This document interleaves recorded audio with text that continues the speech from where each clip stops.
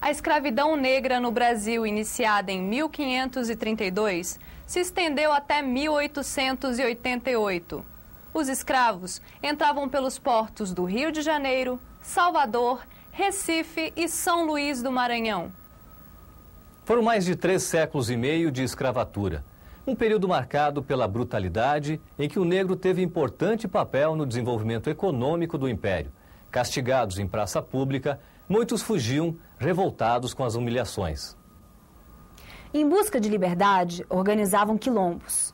O principal foi o Quilombo dos Palmares, em Alagoas, que conseguiu se tornar um verdadeiro Estado negro dentro da colônia portuguesa.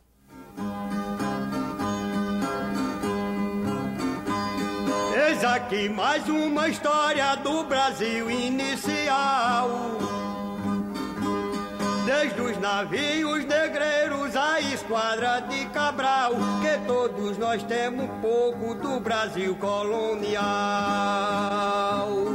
Para colonizar o Brasil, os portugueses tentaram escravizar o índio, mas não conseguiram.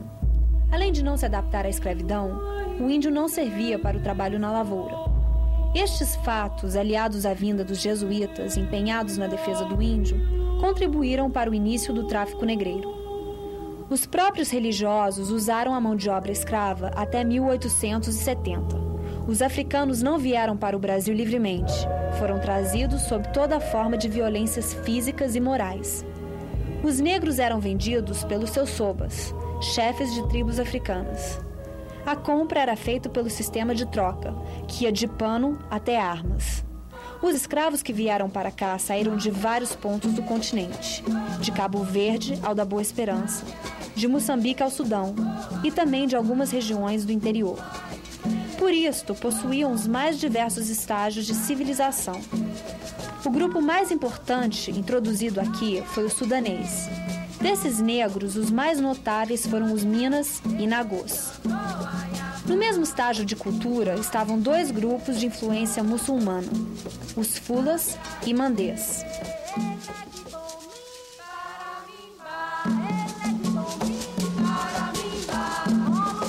Mais atrasados que os negros do grupo sudanês estavam os grupos da chamada cultura banto, os Angolas, Congos, Benguelas, Rebolos e Cabindas.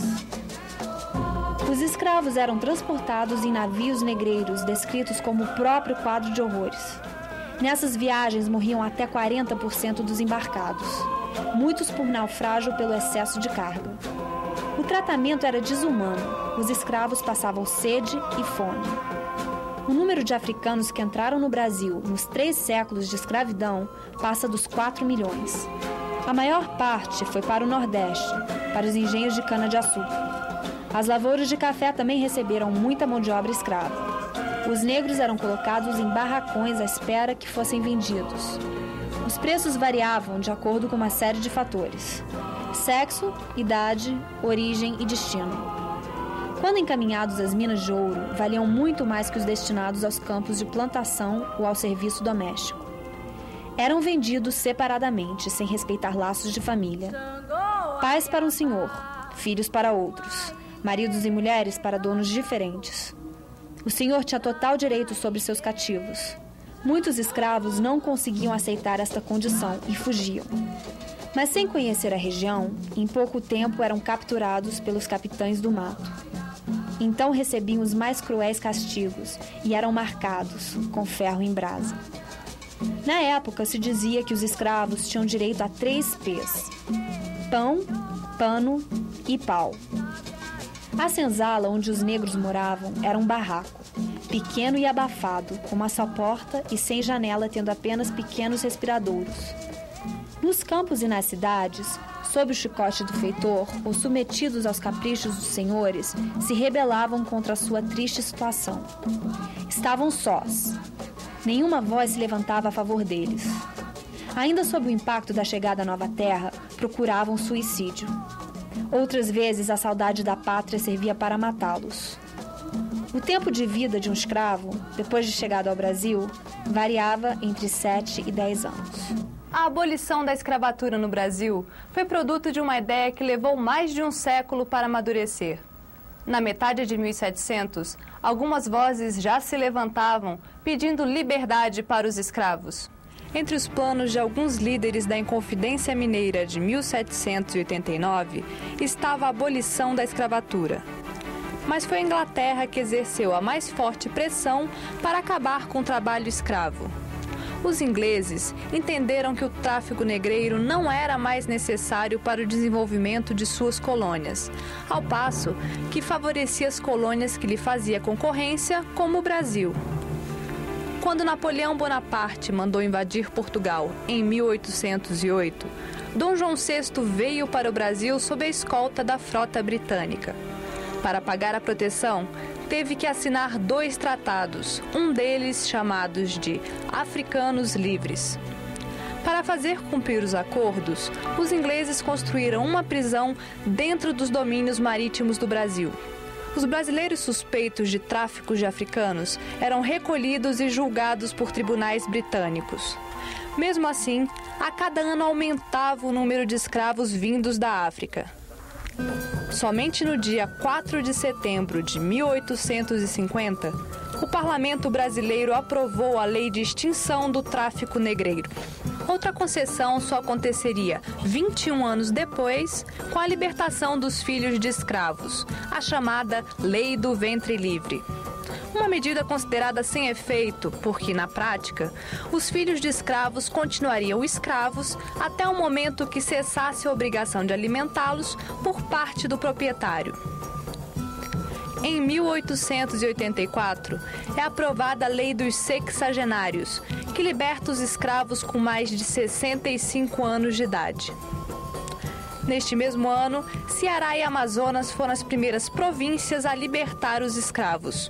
Aos poucos, todo o norte e mais o Rio Grande do Sul seguem o exemplo.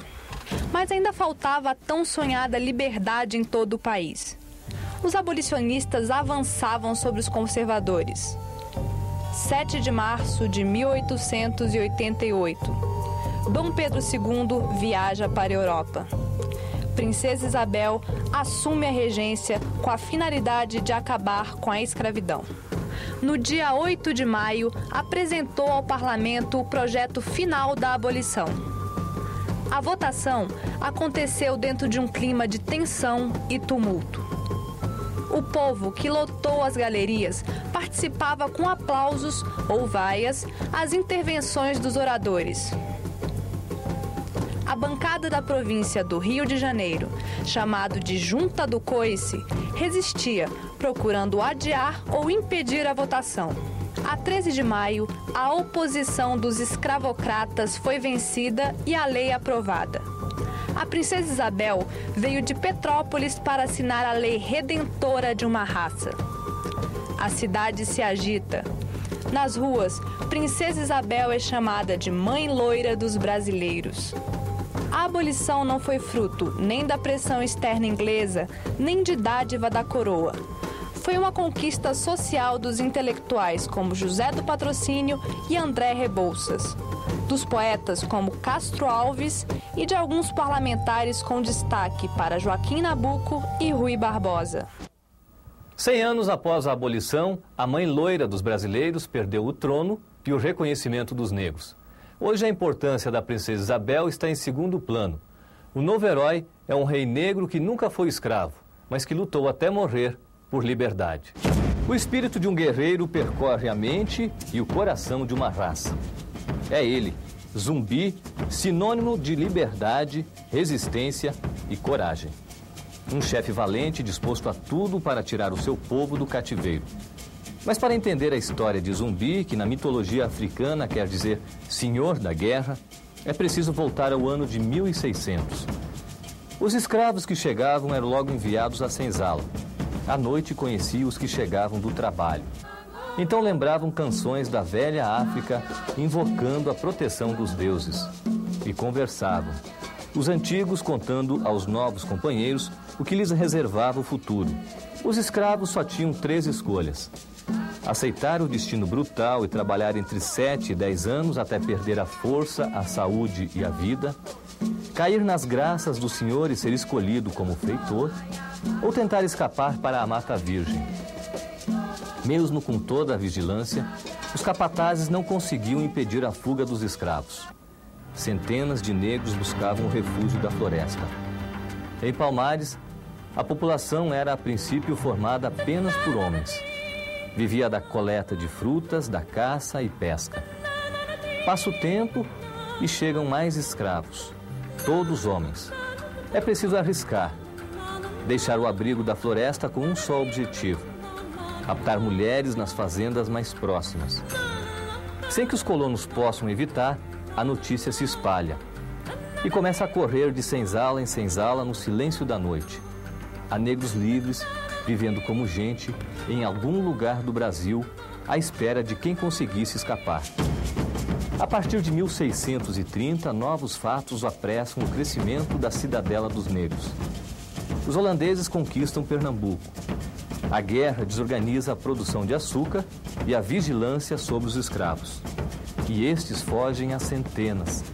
Vão todos para Palmares. O quilombo passa a ser uma ameaça. Em 1644, os holandeses tentam conquistar Palmares. Nas duas tentativas, são derrotados. Se convence de que somente um grande esforço poderia destruir o refúgio dos negros. Pouco dispostos a isso, deixam Palmares em paz. Foi nesse período que nasceu Zumbi. A criança nasceu livre e conhecia Palmares inteiro, suas árvores, seus rios, plantações e aldeias. Os anos corriam tranquilos para um menino que da escravidão somente conhecia as terríveis histórias que os mais velhos contavam. O quilombo cresce sem parar, chega a cobrir quase todo o atual estado de Alagoas, além de Pernambuco e Sergipe. Começou um próspero comércio. Os negros forneciam produtos agrícolas e os brancos armas de fogo e pólvora. Em 1670, o quilombo viveu seu apogeu, chegando a ter mais de 50 mil habitantes. Alarmados com o crescimento, os fazendeiros assinam um tratado de união perpétua e formam poderosa tropa para combater os escravos. As lutas são sangrentas. O quilombo sofre perdas, mas resiste. Já entre os negros, Zumbi surgia como grande guerreiro, disposto a tudo. Seu nome e sua coragem começavam a virar lenda. Os próprios portugueses reconheciam. Negro de singular valor e constância rara. Editais foram espalhados por todas as vilas com ordens para que Zumbi se entregasse com os seus homens. O governador lhe prometia perdão e o chamava respeitosamente de capitão. Mas Zumbi não se entrega. Para ele, não se trata de somente viver livre, mas de libertar os ainda escravos.